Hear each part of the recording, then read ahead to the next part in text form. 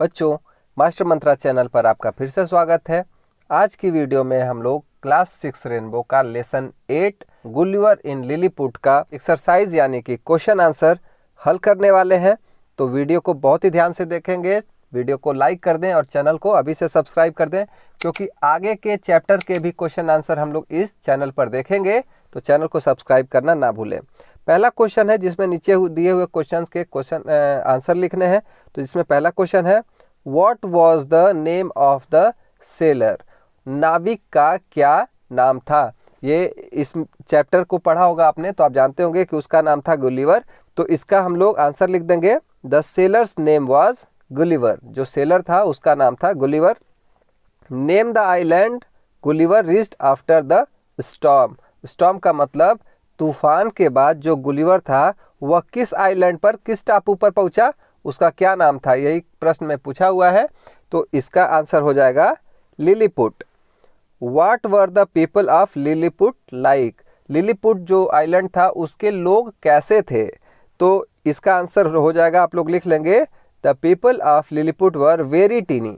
जो लिलीपुट के लोग थे वह बहुत ही टीनी, टीनी का मतलब छोटे थे, but they proved out to be very kind and helpful.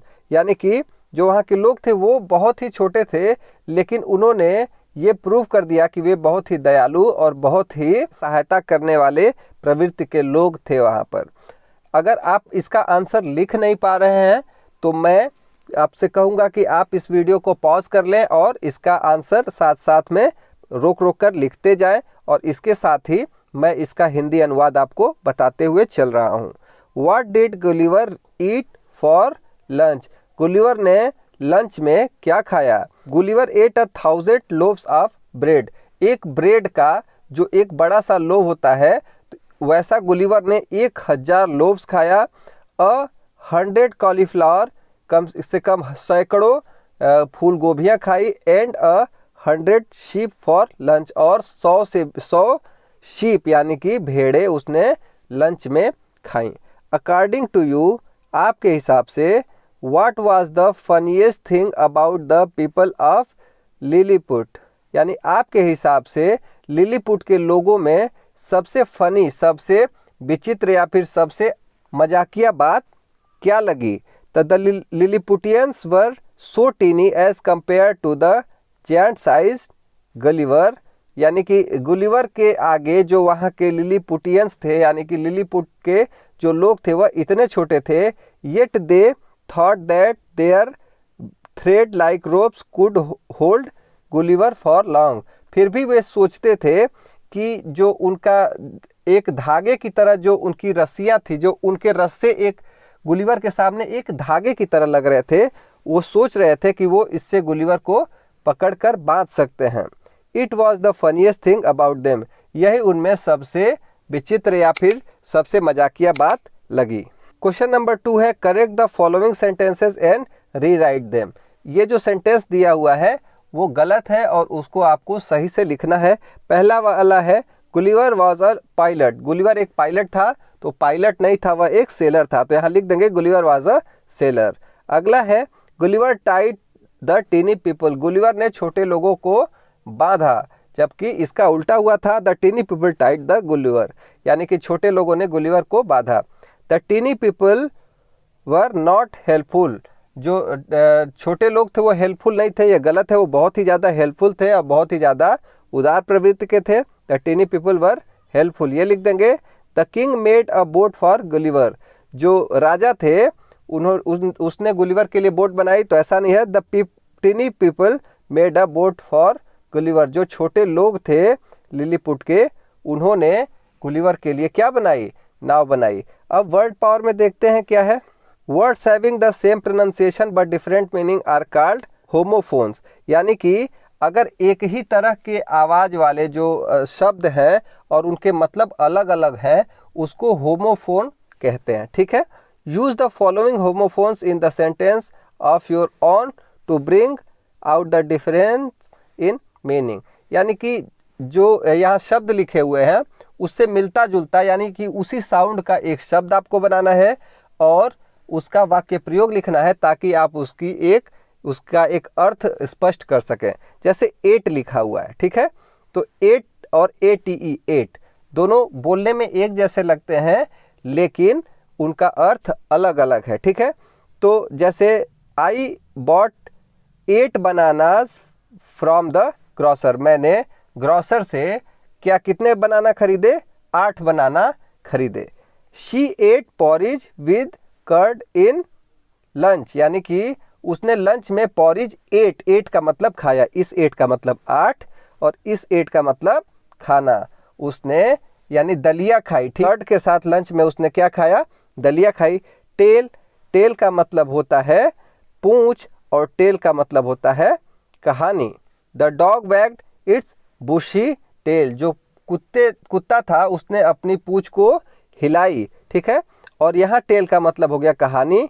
It was an old tale of a generous king, यह एक बहुत ही उदार राजा की कहानी है। ये वाक्य प्रयोग है। नो का मतलब होता है जानना और इस नो का मतलब होता है नहीं। दोनों बोलने में एक जैसे हैं लेकिन इनका अर्थ अलग अलग है, तो इनका वाक्य प्रयोग है I know the rules of this game, मैं इस खेल का रूल है, नियम है, मैं जानता हूँ। There was no one to receive the guest, यानी गेस्ट को, मेहमानों को रिसीव करने के लिए कोई भी नहीं था। तो इसको कहते हैं होमोफोन्स। अगर आपसे कोई होमोफोन्स के बारे में पूछे तो आप बता सकते हैं कि वे शब्द जो कि बोलने में तो एक जैसे होते हैं, एक जैसे साउंड करते हैं लेकिन उनका मतलब अलग अलग होता है, उसको होमोफोन कहते हैं। ऐसे ही आगे हम लोग देखेंगे होल। इस होल का मतलब होता है संपूर्ण और इस होल का मतलब होता है छेद। तो इसका आप लोग वाक्य प्रयोग यहाँ से देखकर लिख लेंगे। The whole tribe bent their knees to respect us, और there is a hole in Akshay T shirt, Akshay के टी शर्ट में होल है और यह होल का कि पूरी जितने लोग थे वहां पर उन्होंने अपने पैरों को झुकाकर क्या किया, रिस्पेक्ट किया, रिस्पेक्ट के लिए झुके। राइट, इस राइट का मतलब होता है लिखना और इस राइट का मतलब होता है सत्य या फिर सही, जो चीज सही हो। और इस राइट, इस सी का मतलब होता है देखना और इस सी का मतलब होता है समुद्र। तो इसके वाक्य प्रयोग आप लोग लिख सकते हैं। इस राइट का आप लोग लिख सकते हैं the teacher asked us to write 2 paragraphs, जो टीचर हैं उन्होंने हम लोगों से 2 पैराग्राफ लिखने के लिए कहा। और इस राइट का मतलब सही का मतलब कि it was a right decision Indeed, वास्तव में यह एक सही डिसीजन था, सही फैसला था, ठीक है। सी का मतलब देखना। Did you see flash of light in the sky, क्या तुमने आसमान में लाइट की एक फ्लैश देखी, और इस सी का मतलब समुद्र। The sea was calm and quite when we reached there, जो काम एंड क्वाइट का मतलब बहुत ही ज्यादा शांत था। वेन वी रीच्ड देयर, जब हम लोग वहां पर पहुंचे, तो इसका मतलब ये हुआ। अब हम लोग लैंग्वेज प्रैक्टिस में देखते हैं क्या है। Frame the questions from the statements using what, when, why and where one is done for you, ठीक है। यानी कि इन क्वेश्चंस को what, when, why and where का यूज करके क्वेश्चन इंटरोगेटिव यानी कि प्रश्नवाचक बनाना है। Akshay plays hockey in the evening, ठीक है। अक्षय शाम को क्या खेलता है, हॉकी खेलता है। अब इससे प्रश्नवाचक कैसे बना सकते हैं। When does Akshay play hockey, Akshay hockey कब खेलता है, ठीक है। तो इससे हम लोग प्रश्नवाचक ऐसे बनाए होंगे। ये तो किताब में दिया हुआ है, आगे आप लोग देखेंगे। Shalu's box is in her bag, ठीक है। शालू का बॉक्स है वह उसके बैग में है, तो इससे बना सकते हैं where is Shalu box, Shalu का बॉक्स कहाँ पे है। Varun likes to play football, Varun को फुटबॉल खेलना पसंद है। What does Varun like to play, यानी कि वरुण को क्या खेलना पसंद है। इसको हम लोग ऐसे लिख सकते हैं, क्वेश्चन मार्क इस पे लगा सकते हैं, बना सकते हैं। Ashi went to the market to buy vegetables, जो अशी है वह वेजिटेबल्स खरीदने के लिए मार्केट गई हुई है, तो इससे हम लोग इंट्रोगेटिव बना सकते हैं। व्हाई डिड अशी गो टू द मार्केट, यानी कि अशी मार्केट क्यों गई हुई है। Rita will be at her uncles house, Rita अपने अंकल के घर पे रहेगी। वेयर विल रीता बी, यानी कि उस समय रीता कहाँ रहेगी, तो इससे हम लोग इंट्रोगेटिव ऐसे बना सकते हैं। अगला है read the following passage and answer the given questions, इस पैसेज को पढ़कर आपको आंसर देना है। There was a parrot named Mithu, यानी कि एक पैरेट था, एक तोता था जिसका नाम था Mithu. Mithu loved to eat green chillies, Mithu को हरी चिलीज यानी कि मिर्च खाना बहुत ज़्यादा पसंद था। इट लव्ड टू फ्लाई, उसको उड़ना बहुत पसंद था। It had beautiful green feathers and a red beak, इसके बहुत ही खूबसूरत हरे हरे फेदर्स यानी कि पर थे, पंख थे और एक लाल रंग की चोंच थी। ठीक है, अब इससे क्वेश्चंस बने हैं। What was the name of the parrot, उस तोते का क्या नाम था? तो इसका आंसर हो जाएगा इट्स नेम वाज मिठू, इसका नाम था Mithu. What did it love to eat, इसको क्या खाना पसंद था? It love to eat green chillies. ठीक है, what was the colour of its beak, इसकी चोंच का कौन सा कलर था? तो इसका आंसर हो जाएगा रेड कलर। आगे दिया हुआ है एक पैराग्राफ दिया हुआ है और यहाँ पर कुछ वर्ड्स दिए हुए हैं। इन वर्ड्स की सहायता से आपको पैराग्राफ कंप्लीट करना है और ये पैराग्राफ रिलेटेड है making a cup of T यानी कि एक कप चाय को बनाने के बारे में। ठीक है, तो पोर, सबसे पहले हम लोग क्या गिराएंगे? वाटर इन अ नेटल, एक केतली में हम लोग क्या गिराएंगे? पानी गिराएंगे। Place the kettle on the stove, अब उस केटल को कहाँ हम लोग रखेंगे? स्टोव पर रखेंगे। ठीक है, व्हेन द वाटर, अब पानी क्या होगा? बॉईल होगा। Add tea leaves to it, इस पर हम लोग क्या करेंगे? चाय पत्तियाँ डाल देंगे। नाउ ऐड, अब क्या डालेंगे? मिल्क। ठीक है, एंड लेट इट बॉईल, अब उसको बॉईल होने दो। ऐड शुगर, अब उसमें क्या डालेंगे? शुगर यानी कि चीनी। And boil for few more minutes, और उसको कुछ देर और क्या होने दो? बॉईल होने दो।